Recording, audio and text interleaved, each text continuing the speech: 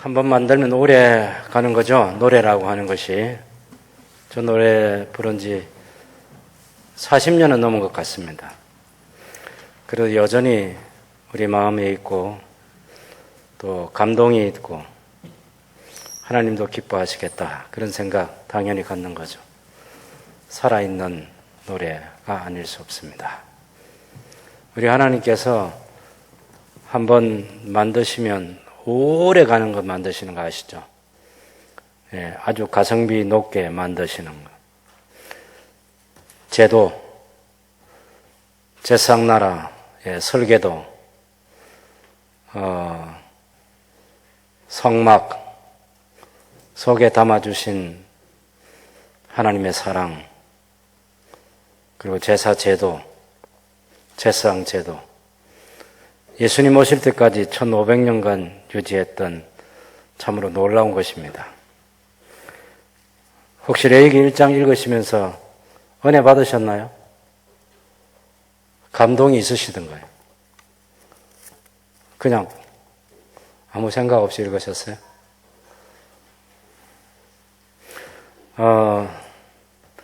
레위기가 재미없는 사람과 재미있는 사람이 분명히 나누어진다고 봅니다.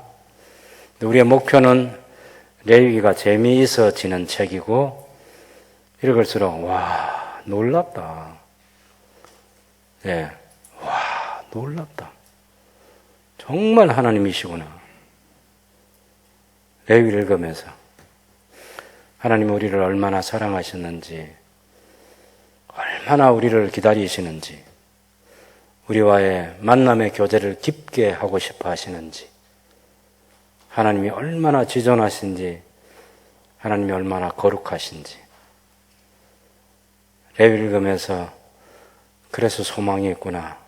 그래서 예수님께서 기도 가르쳐 주시면서 아버지의 나라가 임하게 하시오며 하는 그 기도를 가르쳐 주셨구나. 충분히 레위기를 읽으면서 그런 생각을 떠올렸어야 되고, 레위기를 읽으면서 예수님의 십자가도 생각하고, 레위기를 읽으면서 히브리서를 생각하고, 예수님의 십자가가 그렇게 큰 사건이었구나. 1500년간 유지됐던 이것을 완성하시고 끝내시면서 더 이상 소를 가지고, 양을 가지고, 염소를 가지고, 비둘기를 가지고 하나님께 제사할 필요가 없도록 십자가에 달리셔서 다 이루었다고 말씀하시고서 운명하실 때 성전 휘장이 찢어지면서 더 이상 1500년 동안 유지해왔던 이 제도가 아닌 새로운 방법으로 하나님을 섬길 수 있게 됐구나. 이제는 이런 제사 제도라는 거창한 이런 방법이 아니라 성령 안에서 하나님께 나아가는, 주께서 우리 안에 거하시고 우리가 주님 안에 거하는 그런 완전한 교제의 삶을 살 수 있도록 해주셨구나. 이 복음까지도 충분히 떠올리셔야 되는 거죠. 그래서 레위기가 재미있다. 레위기를 가지고 서로 대화하고 싶고, 레위기를 가지고 성경 전체를 얘기하고 싶은 그런 생각이 들면 들수록 성경과 우리가 친숙해진 것이고, 또 우리의 목표는 계속해서 그렇게 되고, 우리뿐만 아니라 우리의 자녀들이 레위기를 사랑하고 레위기를 읽으면서 우리가 했던 것처럼 와, 정말 하나님의 사랑이 깊고 놀랍구나 하는 생각을 가질 수 있도록 레위기의 이야기를 재미있게 해줄 뿐만 아니라 풀어서 설명도 해주고 한 절 한 절 속에 담겨있는 의미가 무엇인지 얘기할 수 있는 그런 성도의 수준으로 저와 여러분이 함께 나가야 되는 거죠. 예, 오늘 아침에 1장 읽을 때는 별 감동이 없었어도 다음에 또 읽어보면 감동이 있는 그런 책이 레위기이기를 바랍니다. 오늘 설교 본문이 길죠. 레위기 1장에서 10장까지. 허탈할 수 있기 때문에 뭐가 들어있는지 한번 보기는 보고 제가 말씀을 좀 더 드리겠습니다. 한번 보시죠. 1장은 레위기의 5가지 제사 가운데 번제에 대한 얘기입니다. 1장에서 7장까지는 무슨 얘기 하려고 하는가 하면은 하나님과 하나님의 언약 백성의 깊은 만남의 교제를 갖도록 하기 위해서 하나님께서 만들어주신 5가지 제사, 번제, 소제, 화목제, 속제제, 속건제, 배상제라고 하는 거, 그 5가지 제사. 제사 드리는 방법은 불로서 태워드리는 화제, 그 다음에 앞뒤로 이렇게 흔드는 요제, 위로 재물을 들었다 내렸다 하는 거제, 그리고 포도주나 술을 이제 부어서 드리는 전제. 예, 그런 4가지 방법의 제사 방법, 그리고 5가지 제사 내용에 대해서 1장부터 7장까지 얘기하고 있고, 8장은 대제사장과 제사장 위임식이고, 9장은 첫 번째 대제사장 아론의 제사이고, 10장은 아론의 아들 나답과 아비후가 다른 불을 가지고 제사를 드리다가 즉사한 사건이고, 제사에 대한 엄중한 경고를 해주는 것이 10장입니다. 이렇게 해서 제사 제도가 셋업되는 그런 내용을 우리에게 보여주고 있는데요. 그래도 안에 좀 들어가서 봐야 되겠습니다. 한번 보시죠. 1장을 보면 번제에 규례해서 제물에 따라서 형편, 개인이 가지고 있는 그 형편 따라서, 제사자의 형편에 따라서 몇 가지 제물로 제사를 드릴 수 있죠. 첫 번째는 소를 가지고 제사를 드리는 겁니다. 1절, 2절을 잘 보시면 여호와께서 회막에서 모세를 부르시고 그에게 말씀하여 이르시되, 이것은 출애굽기 40장에 회막이 건립되었을 때입니다. 이거 출애굽기 40장하고 레위기 1장하고 이걸 한꺼번에 생각해야지, 레위기 1장에서 10장까지 이 얘기하고 출애굽기 40장 성막 건립에서 봉헌하는 거하고 연결되어 있는 얘기예요. 길게 시간이 느려져 있는 그런 시간이 아니라고. 자, 회막에서 여호와의 영광이 나타난 출애굽기 40장 생각하면서 여호와께서 회막에서 모세를 부르시고 그에게 말씀하여 이르시되, 이스라엘 자손의 말하이르라, 너희 중에 누구든지 여호와께 예물을 드리려거든 가축 중에서 소나 양으로 예물을 드릴지니라. 너희 중에서 여호와께 예물을 드리려거든. 자, 그 예물이 소의 번제이면 흠없는 수컷으로 회막문에서 여호와 앞에 기쁘게 받으시도록 드릴지니라. 예물을 소를 가지고 와서 드리는데 하나님께서 기쁘게 받으시도록 예물을 드려야 된다. 예. 많은 내용들을 담고 있는 거죠. 하나님이 기쁘게 받으시도록. 그 다음에 10절부터 보면 그 예물이 가축대의 양이나 염소의 번제이면 흠없는 수컷으로 드려야 된다. 그 다음에 14절부터는 여호와께 드린 예물이 새의 번제이면 산비둘기나 집비둘기 새끼로 예물을 드릴 것이다. 그렇게 얘기를 했어요. 그 다음에 2장에 오면 이제 곡식 가루를 가지고 드리는 소제에 대한 얘기입니다. 소제. 그래서 소제로 드릴 때는 2절에 보면 제사장은 그 고운 가루 한 웅큼과 기름과 그 모든 유향을 가져다가 기념물로 제단 위에서 불사를 지니는 화제라, 여호와께 향기로운 냄새니라. 그리고 소제물에 남은 것은 아론과 그 자손 제사장들에게 돌릴지니 이는 여호와의 화제물 중에 지극히 거룩한 것이니라. 그랬어요. 그 가루 음식의 소제나 또 소제의 첨가물에 대해서도 11절에 보면 소제물에 누룩을 넣지 말지니 너희가 누룩이나 꿀을 여호와께 화제로 드려 사르지 못할지니라. 처음 익은 것으로 그것을 여호와께 드릴지 향기로운 냄새를 위하여 제단에 올릴지며, 초실제를 지킬 때 소제의 제사를 드리는, 그래서 생각해 보면 하나님께 땀 흘려 헌신하는 봉사를 생각할 수 있겠습니다. 그 다음에 3장에 오면 화목제 제사를 말합니다. 사람이 만일 화목제의 제물을 예물로 드리되 소로 드리려면 수컷이나 암컷이나 허물는 것으로 여호와께 드릴지니. 그래서 소로 가지고도 화목제를 드릴 수 있고, 또 6절부터 보면 양을 가지고 화목제의 제물이 양이면 수컷이나 암컷이나 흠없는 것으로 드릴지며.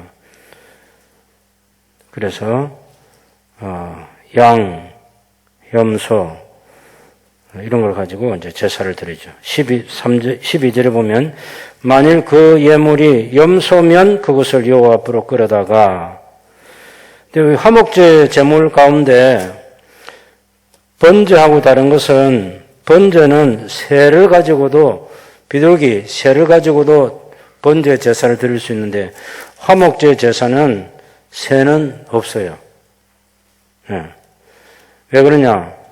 이건 이제 제물을 돌려받아 가지고 제상의 목, 소 같은 경우는 제상의 목이 있습니다. 몫을 주고 나머지는 제사자가 되돌려받아서 자기도 먹고 가족들도 먹고 이웃과도 같이 나눠 먹는데, 새는 그렇게 할 제물이 아니기 때문에 화목제 제사를 드릴 때는 그런 새는 없습니다.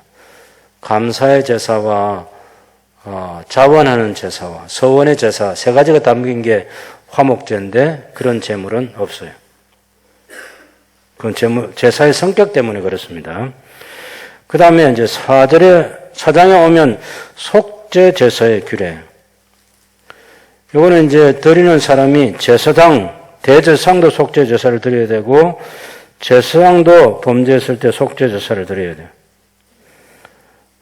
수송아지를 가지고 제사를 드립니다. 3절에 보면. 그리고 이 제사에서 특별한 것은 뭐냐면, 4장 여러분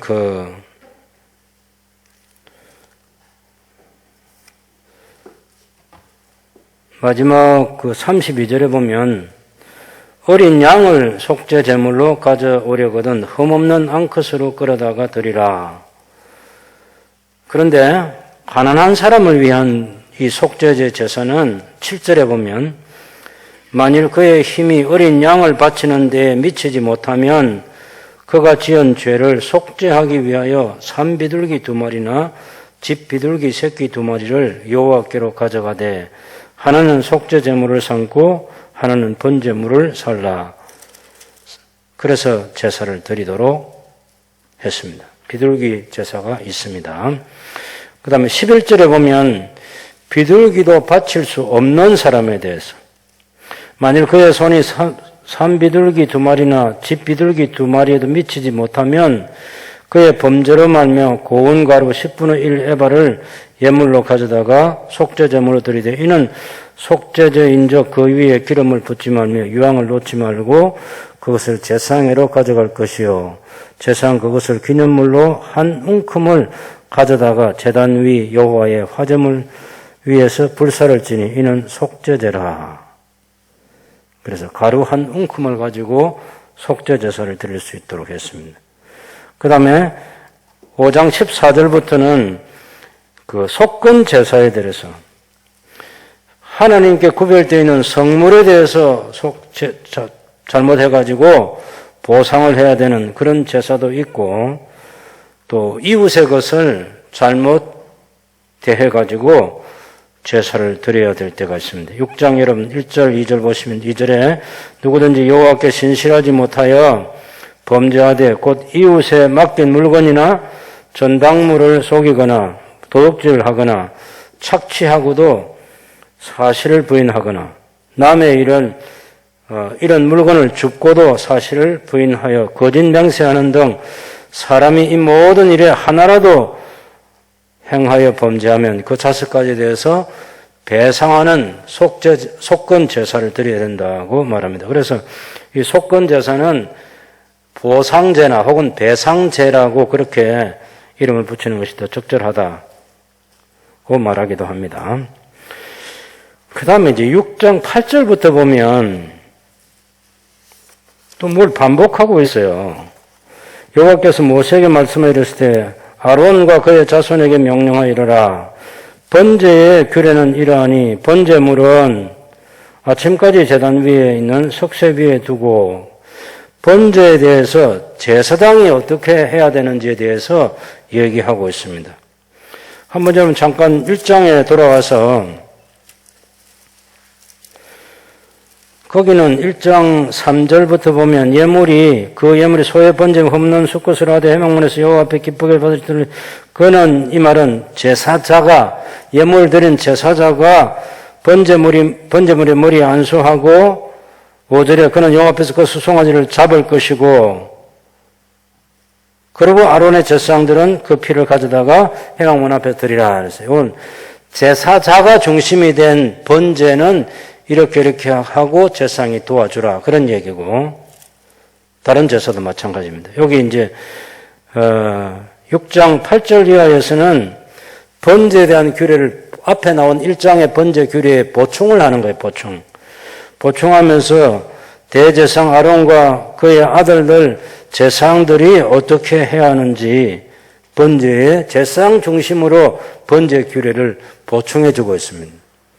그 6장 8절부터 7장 마지막 절까지는 제사 제도의 5가지 제사 제도에 대해서 보충 설명하는 그냥 단순한 보충이 아니라 앞에 5가지 제사는 제사를 드리는 사람 중심으로 하나님께서 말씀하셨고 여기부터는 제사를 드려줄 하나님 앞에 제사를 직접 드릴 그 제사장 중심으로 제사의 규례를 설명하고 있는 거예요. 앞에는 제사자 6장 8절 이하에서는 제사장, 이걸 기억하셔야 됩니다. 네, 번제도 세겠죠. 그 다음에 14절부터, 6장 14절부터 보면, 이제 그 소제의 규례에 대해서, 소제의 규례는 이러하니라. 아론의 자손은 그것을 제단 앞 여호와 앞에 드리되 그 소제 고운가를 하는 것과 기름과 소제물 위에 유향을 다 가져다가 기념을 드려요. 그래서 여기도 아론의 자손은 하는 말은 제사장들이 소제의 제사를 드릴 때 제사장이 어떻게 해라. 그런 얘기예요. 그 다음에 6장 24절부터 보면은 또 제사장들이 아론과 그의 아들들에게 말하이르라. 속죄제의 규례는 하면서 속죄제를 또 보충해서 설명해 주는 거예요. 속죄제에 대해서. 그다음 7장에 오면 또 속건제 규례는 이러하니라 해서 이 또 제사장 중심으로 속건제에 대해서 앞에 제사 5가지 제사 설명할 때 속건제가 나오는데 여기 또 속건제를 얘기하는 거죠. 제사장이 속건 제사를 드릴 때 해야 될 역할에 대해서 지금 얘기하고 있습니다. 그리고 순서를 좀 바꾸어서 아까는 5가지 제사를 말할 때는 화목제가 3번째 나왔는데 이제는 여기서는 제사장 중심으로 제사법을 설명할 때는 화목제가 맨 마지막에 나오는 거죠. 7장 11절부터 보면 여호와께 드릴 화목제물의 규례는 이러하니라. 만일 그것을 감사함으로 드리려면 기름 섞은 무교병과 하면서 이제 화목제 제사를 감사할 때 또 자원할 때 서원할 때 그런 제사를 어떻게 제사장이 드릴 수 있도록 도와줘야 된다. 자, 그런 얘기하는 거죠. 그 다음에 7장 22절부터 보면 여호와께서 모세에게 말씀하셨을 때 이스라엘 자손에게 말하이르라. 너희는 소나 양이나 염소의 기름을 먹지 말 것이요 스스로 죽은 것의 기름이나 짐승에게 찢긴 것의 기름은 다른 데는 쓰려니와 결단코 먹지는 말지니라. 사람이 여호와께 화제로 드리는 태워서 드리는 제물의 기름은 먹으면 그 먹는 자는 자기 백성 중에서 끊어지리라. 너희가 사는 모든 곳에서 새나 짐승의 피니 무슨 피든지 먹지 말라. 무슨 피든지 먹는 사람이 있으면 그 사람은 다 자기 백성 중에서 끊어지리라. 그 다음에 화목 제물의 분배에 대해서 얘기하는 겁니다. 28절, 29절 보시면 이스라엘 자손에게 말하이르라. 화목 제물을 여호와께 드리는 자는 그 화목제를 제물 중에서 그의 예물을 여호와께 가져오되 여호와의 화제물은 그 사람이 자기 손으로 가져올지니 곧 그 제물이 기름과 가슴을 가져올 것이요 제사장은 그 가슴을 여호와 앞에서 흔들어 요제를 삶고 앞뒤로 한다는 거죠. 그 기름을 제단 위에서 불사를 것이며 가슴은 그 제물의 가슴은 아론과 그의 자손에게 돌릴 것이고 또 그 화목 제물의 오른쪽 뒷다리는 제사장에 주어서 거제를 위로 올렸다 내렸다는 그런 거제를 삼을지니 아론의 자손 중에서 화목 제물의 피와 기름을 드리는 자는 그 오른쪽 뒷다리를 자기의 소득으로 삼을 것이고 제사장이 그 제물의 오른쪽 뒷다리를 소득으로 삼는 거예요. 31절은 가슴을 또 아론과 그 자손들에게 돌리라 했고 여기는 오른쪽 뒷다리를 제사장들이 아론 자손 제사장이 자기 소득으로 삼으라 그랬어요. 34절에 내가 이스라엘 자손의 화목제를 중에서 그 언덕 가슴과 든 뒷다리를 가져다가 제사장 아론과 그의 자손에게 주었나니 이는 이스라엘 자손에게 받을 영원한 소득이니라. 하나님께서 대제사장과 제사장에게 먹고 살 것을 많이 신경 써 주신다. 이것들을 보여주는 거죠. 자, 그 다음에 또 이제 35절부터 이는 여호와의 화제물 중에서 아론에게 돌릴 것과 그의 아들들에게 돌릴 것이니 그것들은 세워 여호와의 제사장의 직분을 행하게 한 날 곧 그들에게 기름 부은 날에 여호와께서 명령하사 이스라엘 자손 중에서 그들에게 돌리게 하신 것이라 대대로 영원히 받을 소득이니라. 다음에 번제와 소제와 속제제와 속건제 위임식과 화목제 규례라 여호와께서 시내 광야에서 이스라엘 자손에게 한 그런 제사라고 얘기합니다. 그러니까 제사장, 여기도 화목제를 제사장 중심으로 얘기해 놓은 보충규례는 앞에 이제 그 3장에서 나왔던 이 화목제의 제물은요, 제사를 드린 사람이 되돌려 받아가지고 이웃과 나누도록 그것도 신속하게. 그래서 어떤 제사는 3일째까지 하지만 화목제 제사는 드린 날하고 그 다음 날에 다 먹어야 돼요. 빨리 이웃과 나누도록 그렇게 말하고 있습니다. 이것이 이제 6장 7절까지, 1장 1절부터 6장 7절까지는 하나님과 깊은 만남의 교제를 갖기 위해서 5가지 제사를 4가지 방법으로 드려라. 5가지 제사. 번제, 소제, 화목제, 속제제, 속건제. 그 다음에 4가지 방법은 불러서 태워드리는 화제, 또 앞뒤로 흔드는 요제, 위로 들었다 내렸다 하는 거제, 그리고 부어서 드리는 전제. 그 방법으로 제사를 어떻게 드릴 건지 얘기를 하고 6장 8절부터는 앞에는 제사자 중심으로 설명하고 6장 8절부터는 제사장 중심으로 설명을 한다. 이제 제사 알겠죠? 제법 많이 알아뒀어요. 그림을 평소에 좋아하시고 그림을 유심히 들여다보는 습관을 좀 가져야 돼요. 제가요, 그림을 좋아하게 됐어요. 그림을. 느즈막하게. 지금은 그 그림에 들어있는 표정 하나하나 그 사람의 시선이 어디로 가고 있는지, 이러는 그 삼손 같은 경우에도 눈을 탁 찌를 때 그 화가가 눈만 이렇게 빼는 걸 찍은 것이 아니라 발가락을 탁 이렇게 아파가지고 이렇게 꺾는 그런 장면도 예사로 보지 않고 이렇게 섬세하게 묘사하고. 어떤 그림은 그 그림 그려 넣었는데 꽃들을 그 주변에 많이 그려서 그 꽃말을 따라가지고 꽃을 여기저기 막 그 그림 속에 넣어가지고 그 그림 전체가 무엇을 의미하는지 드러내려고 하는 그런 것도 보고, 예수님의 십자가에서 내려지는 수많은 그림들 또 비교도 해보고, 어떤 화가의 그림은 그래서 이 그림이 강력한 메시지를 그 시대, 그 교회 시대에 가지고 있구나, 그런 것도 살펴보고. 제가 그림 얘기를 하려는 것이 아니라 성경을 그런 식으로 보시라는 겁니다. 그냥 읽기만 하지 말고 뭘 말하지? 앞에 말했던데 또 뒤에는 뭘 말하지? 이런 것도 비교도 해보고 습관을. 성경이 재미있어지도록.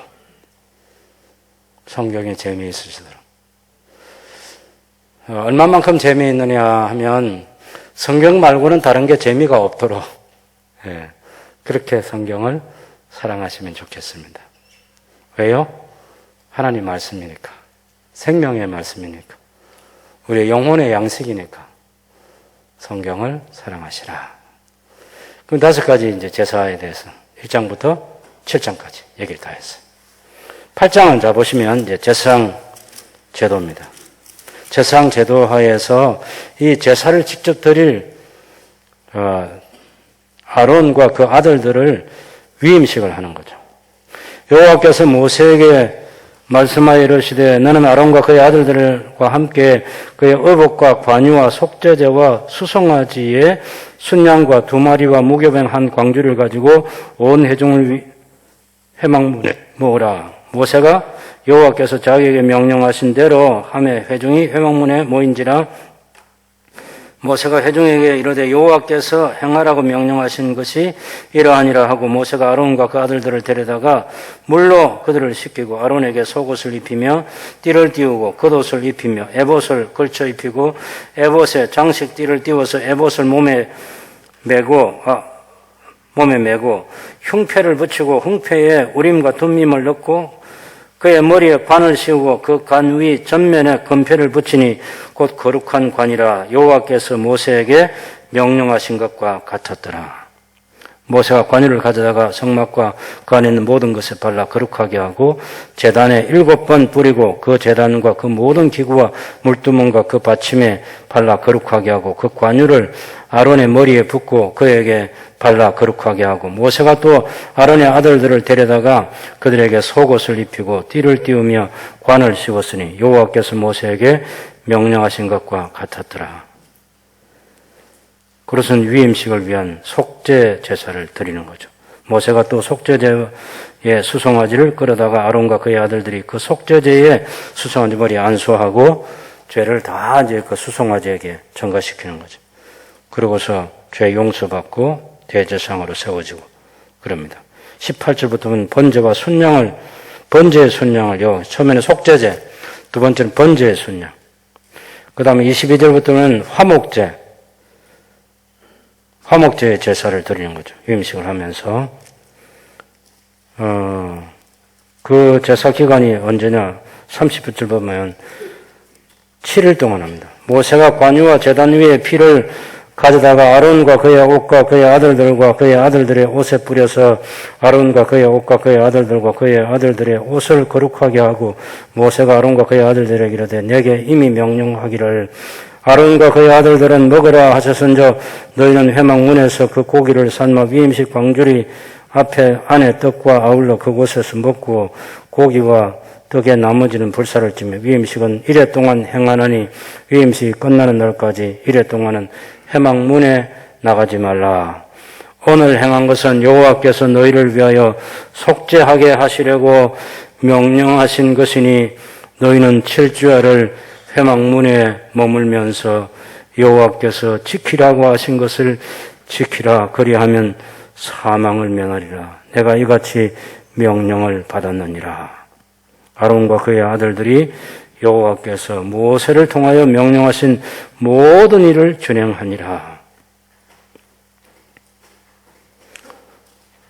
감동이 있나요? 감동이 있습니다. 출애굽기 28장과 29장에서 아론과 그의 아들들을 대제사장과 제사장으로 세우라 그랬습니다. 시내산 언약을 체결하고 성막의 설계도도 주시고 그러면서 제사장 제도도 출애굽기 28장과 29장에서 얘기를 했습니다. 누가 대제사장이 되고 누가 제사장이 되고 그리고 옷은 이런 옷감들 청색, 홍색, 자색실로 가지고 수놓아서 또 때로는 금띠도 만들고 그래서 화려하고 영광스럽게 거룩한 옷을 지어 입히라. 아직은 안 했죠. 그죠? 그 만들어서 해야 된다고. 그런데 여러분이 아는 대로 모세가 하나님께 언약의 돌판을 받기 위해서 산에 올라가서 40일 동안 못 내려왔잖아요. 그 기간 안에 아론이 주동이 돼가지고 금송아지를 만들어서 출애굽을 시켜준 하나님이 이 금송아지다 그렇게 선포를 하고, 얼마 전에 맺은 시내산에서의 그 언약은 파기해버리고 금송아지를 하는, 시내산에 강림하셔서 목소리를 들려주셨던 그 하나님이 아니라 자기들 눈앞에 펼친 이 금송아지를 신으로 만들었잖아. 그걸 하나님이라고 불렀다. 그 금송아지 하나님과 언약을 체결하고 그 앞에서 먹고 마시고 하나님께서 다 진멸해버리겠다고 그랬죠. 모세가 눈물로 호소하지 않습니까? 하나님 다 죽이시면 이집트 사람, 애굽 사람들이 뭐라 하겠습니까? 가나안 땅에 데리고 갈 능력도 안 되면서 불러내가지고 죽이려고 너희를 인도한 그 하나님이라고 그 사람들이 비웃고 조롱하지 않겠습니까? 여기서 다 죽이시면 아브라함과 이삭과 야곱에게 맹세하신 대로 하늘의 별과 같이 많게 하시겠다고 하셨는데 그 언약은 어떻게 하시렵니까? 안 됩니다, 하나님. 용서해 주셔야 합니다. 멸하시면 안 됩니다. 용서해 주셔야 합니다. 그렇게 해서 하나님 마음을 풀어드리고 용서를 받았는데, 그때부터 이제 다시 성막에 설교 들어가지고 보사렐과 오홀리압이 중심이 돼가지고 6개월 동안 성막 제작을 하고 옷을 만들고 하는데, 아론과 그 아들들이 아무 역할도 할 수 없는 금송아지 사건 때문에. 야, 우리가 진짜 대제사장이 되나? 아론의 자손인 우리가 제사장이 될 수 있나? 숨지르고 있었던 6개월의 시간이 끝나고 딱 성막이 봉헌되고 여호와의 영광이 나타나고, 그때 하나님께서 말씀하시면서 제사제도도 주시고 아론에게 그리고 그 아들들을 제사장으로 구별해서 세우라. 그렇게 해서 하나씩 하나 절차가 진행되는 거죠. 얼마나 감격스럽고 얼마나 감사하고, 자격 없는 나 같은 인간이 대제사장이 되다니, 우리 아버지의 아들 된 우리가 제사장이 되다니 감격이 있는 거죠.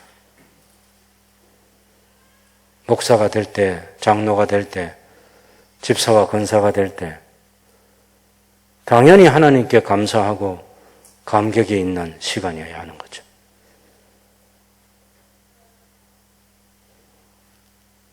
그게 8장의 얘기고요. 9장은 그렇게 해서 대제사장이 지난 6개월에 숨지게 왔던 대제사장 아론이 첫 번째 제사를 드리는, 첫 번째 제사. 얼마나 조심스럽겠습니까? 모세가 옆에서 지켜보면서 관리 감독을 하면서 실수가 없도록 제사를 하나님께 드리도록.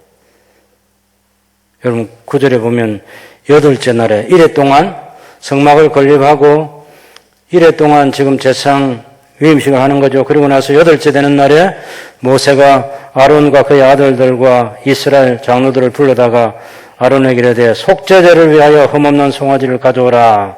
번제를 위하여 흠없는 순양을 여호와 앞에 가져다 드리고 이스라엘 자손에게 말하되 하면서 이제 속죄제, 번제, 이런 화목제, 4절에 보면 그런 제사를 하나님께 올려드리는 거죠. 8절에 이에 아론이 제단에 나아가 자기를 위하여 속죄제 송아지를 잡으며 아론의 아들들이 그 피를 아론에게 가져오니 아론의 손가락으로 그 피를 찍어 제단 뿔들에 바르고 그 피는 제단 밑에 쏟고, 그 다음에 12절은 보면 아론이 또 번제물을 잡으며 아론의 아들들이 그 피를 그에게로 가져오니 그가 그 피를 제단 사방에 뿌리고 아론이 제사를 드리는 거죠. 15절에 보면 그가 또 백성의 예물을 드리되 곧 백성을 위한 속죄제의 염소를 가져다가 잡아 전과 같이 죄를 위하여 드리고 번제물을 드리고, 17절은 소제를 드리고 18절은 화목제물에 수소와 순양을 잡아서 제사를 드리고, 다 아론이 첫 번째 제사를 드리는 겁니다. 22절에 아론이 백성을 위하여 손을 들어 축복함으로 속죄제와 번제와 화목제를 마치고 내려오니라. 22절, 23절 같이 읽읍시다. 23절, 24절. 모세와 아론이 회막에 들어갔다가 나와서 백성에게 축복하며 여호와의 영광이 온 백성에게 나타나며 불이 여호와 앞에서 나와 제단 위에 번제물과 기름을 사른지라. 온 백성이 이를 보고 소리 지르며 엎드렸더라. 첫 번째 제사를 하나님께서 받아주신 거죠. 아브라함 이후 500년이 넘는 시간을 기다려서 이런 제사 제도를 통한 제상 나라를 세우고자 하셨던 하나님의 꿈이 드디어 첫 번째 시행이 되는 날이에요, 이 날이. 그래서 성막을 건립할 때도 여호와의 영광이 충만했고, 또 첫 번째 아론이 제사를 드릴 때도 여호와의 영광이 백성에게 충만하게 나타났습니다. 그게 8째 되는 날이고, 나답과 아비후가 그 다음 날에 아버지가 드렸던 그 제사를 자기들도 흉내내서 드렸는데 10장 1절에 보면 다른 불을 가지고 드렸어요. 아론의 아들 나답과 아비후가 각기 향로를 가져다가 여호와께서 명령하시지 아니하신 다른 불을 담아 여호와의 앞에 분향하였더니 불이 여호와 앞에서 나와 그들을 삼키며 그들이 여호와 앞에서 죽은지라 그랬어요. 모세가 아론에게 이르되 이는 여호와의 말씀이라 이러시기를 나는 나를 가까이 아는 자 중에서 내 거룩함을 나타내겠고 온 백성 앞에서 내 영광을 나타내리라 하셨느니라. 아론이 잠잠하니 모세가 아론의 삼촌 우시엘의 아들 미사엘과 엘사반을 불러 그들에게 이르되 나와 너희 형제들을 성소 앞에서 진영 밖으로 메고 나가라. 나답까지를 메고 나가라. 그리고 슬픈 표시를 하지 말라. 6절에 모세가 아론과 그의 아들 엘라살과 이다말에게 이르되 너희는 머리를 풀거나 옷을 찢지 말라. 그리하여 너희가 죽음을 면하고 여호와의 진노가 온 회중에게 미침을 면하게 하라. 오직 너희 형제 이스라엘 온 족속은 여호와께서 치신 불로 말미암아 슬퍼할 것이니라. 여호와께서 징계를 한 것 때문에는 백성들에게 슬퍼하라 그렇게 말해놓고 말씀하시면서 여호와께 징계를 받아서 죽은 이 사람 때문에는 슬퍼하지 말라고 더구나 아비 된 아론에게 동생들인 엘라살과 이다말에게 슬퍼하지 마. 하나님의 진노로 죽은 거야. 이야, 정말 무서운 사건입니다, 이게. 우리 하나님께서 얼마나 엄중하신지 보여주는 거죠. 슬퍼하지 마라.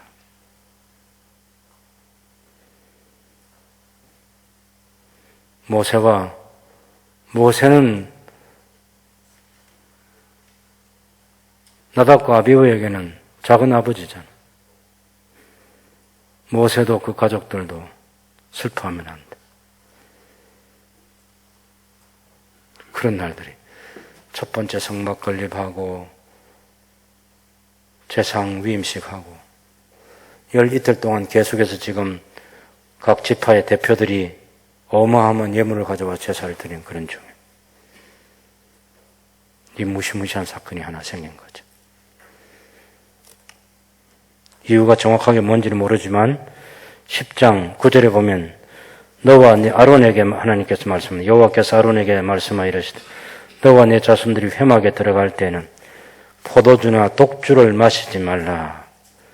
그리하여 너희 죽음을 면하라. 이는 너희 대대로 지킬 영원한 규례라. 어찌 보면 이 첫 번째 제사가 드려지고 여호와의 영광이 백성들 가운데 나타나고 사람들이 소리 지르며 엎드려 예배하는 그 광경을 보고 한 잔 마시는지 모르겠어. 예? 그리고 함부로 제사를 드린 여호와께서 허락하신 다른 불을 가지고 제사를 드린 형식은 다 갖췄어요. 그 내용이 아니야. 하나님께서 제사장 제도와 관련된 이 제사법 하나라도 소홀히 하면 안 된다. 아주 엄중하게 1500년간 유지해야 되는 법이라고. 그래서 그날 제사장 둘을 하나님께 죽이셨습니다. 그 뒤에 얼마나 많은 대제사장이, 얼마나 많은 제사장들이 잘못했을까. 여러분, 나중에는요, 지성소에 이방인이 그냥 군합발 신고 들어가도 안 죽습니다. 제사장 제도가 느헤미야 12장에 보면 야뚜아라는 대제사장, 여러분이 잘 알고 있는 알렉산더 대왕이 323년 헬라 제국을 건설하지 않습니까? 그때의 대제사장이 야뚜아입니다. 야뚜아. 그때까지는 정상적으로 아론의 자손들이 계속 대를 이어서 대제사장을 해왔습니다. 그 이후에 헬라 제국 때 세상의 집권자가, 권세가 가진 자가 대제사장을 자기 마음대로 바꾸는 거죠. 그래서 제사제도가 파괴됩니다. 이 제사제도가 정상적으로 될 때는 항상 대제사장의 옷에 석류와 그 방울을 달아가지고 끈을 메고 지성소 안에 들어가지 않습니다. 딸랑딸랑딸랑딸랑 소리가 제사가 끝날 때까지 들려야 되는데 소리가 안 들리면 죽는 거예요. 그런데 나중에는요, 대제사장이 아니라 이방인이 들어가도 안 죽어요. 형식은 남아있지만 내용이 끝난 거예요, 이미. 그래서 사람들은 이 형식, 이걸 중요시 여겨가지고 성전이 파괴될 때까지 11조 내고 대제사장이 계속해서 세워지고 그 대제사장이 그런 권력을 가지고 있고 그런 역사가 진행됐던 거예요. 그러나 하나님께서 첫 번째 제사장 나답과 아비후를 죽이시는 이 사건을 통해서 제사 제도가 얼마나 엄중한지를 보여주신 거죠. 마음을 다해서 힘을 다하여 뜻을 다하여 목숨을 다하여 주 너의 하나님을 사랑하라 그랬잖아요. 하나님께서 모세를 통해서 주신 말씀이에요. 그리고 내 이웃을 내 몸과 같이 사랑하라. 하나님께서 틈 하나 없이 순전한 마음으로 하나님을 사랑하기를 기대하는 거죠.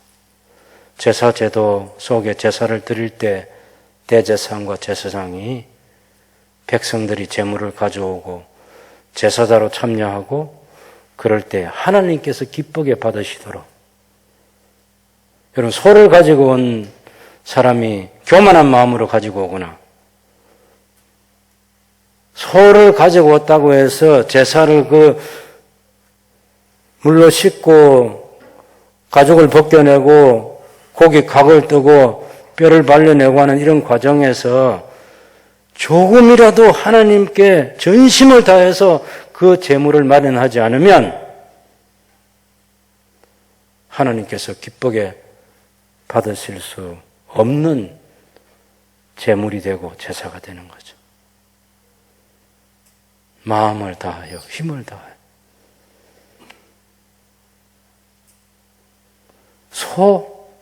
그게 중요한 게 아니야.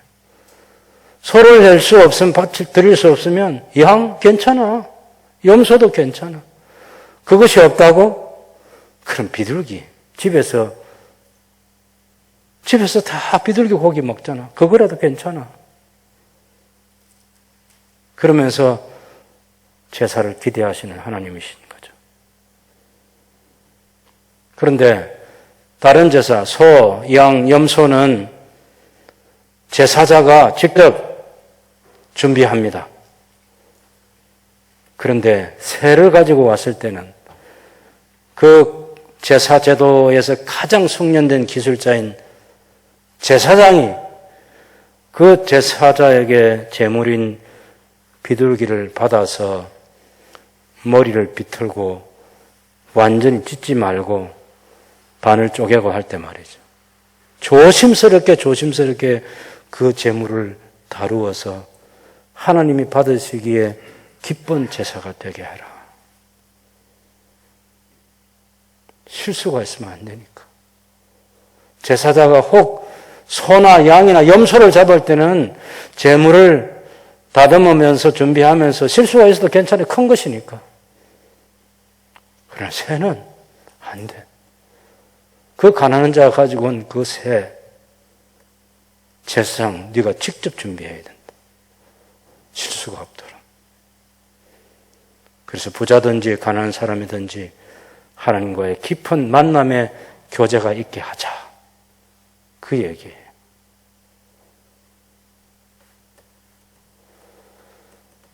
근데 다른 제사 말고 속죄 제사는 비둘기도 드릴 수 없는 더 가난한 사람이 있어.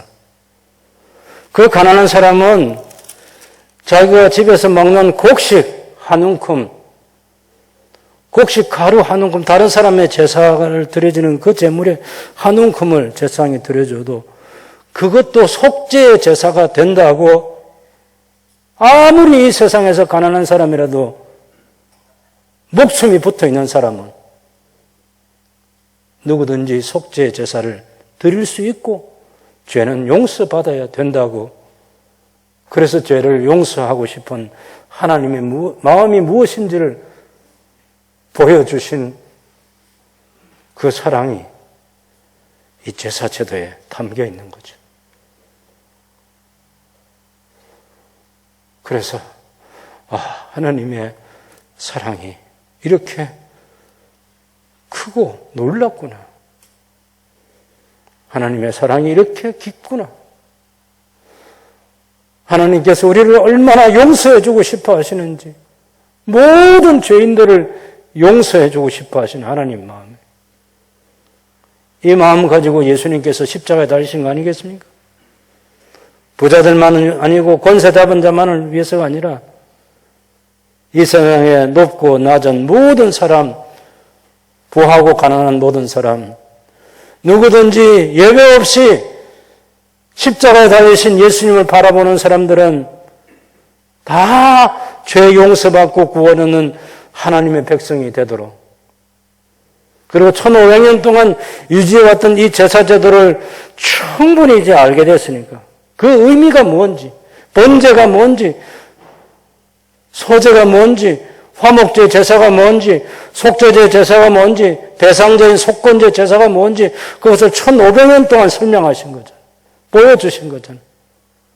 그렇게 해서 하나님과 깨어진 관계는 회복하고 좋은 관계는 계속해서 유지 발전시키고 하나님과의 깊은 만남의 교제가 지속되는 삶을 살자. 나 여호와 하나님과 그리고 나의 보배로운 소유된 언약의 백성된 너희와 같이. 이게 우리 하나님의 마음이고 법인 거죠. 우리의 예배가 그래야 된다는 것입니다.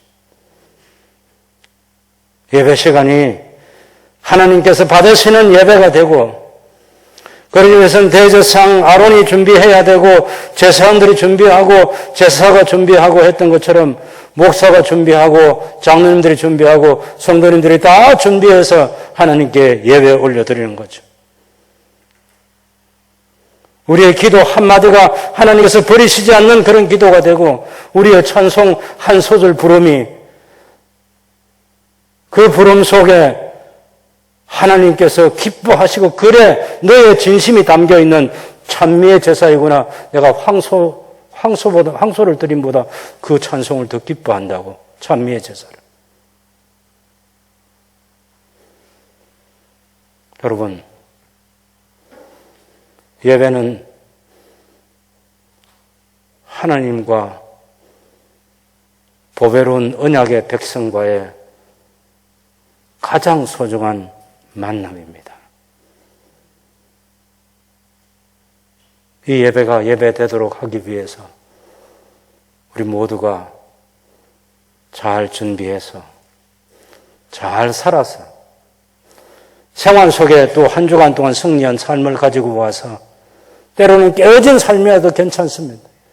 있는 대로 가지고 와서 주님께 내어놓고 예수님의 십자가 공로를 의지해서 다시 하나님의 지성소로 들어가는 거죠.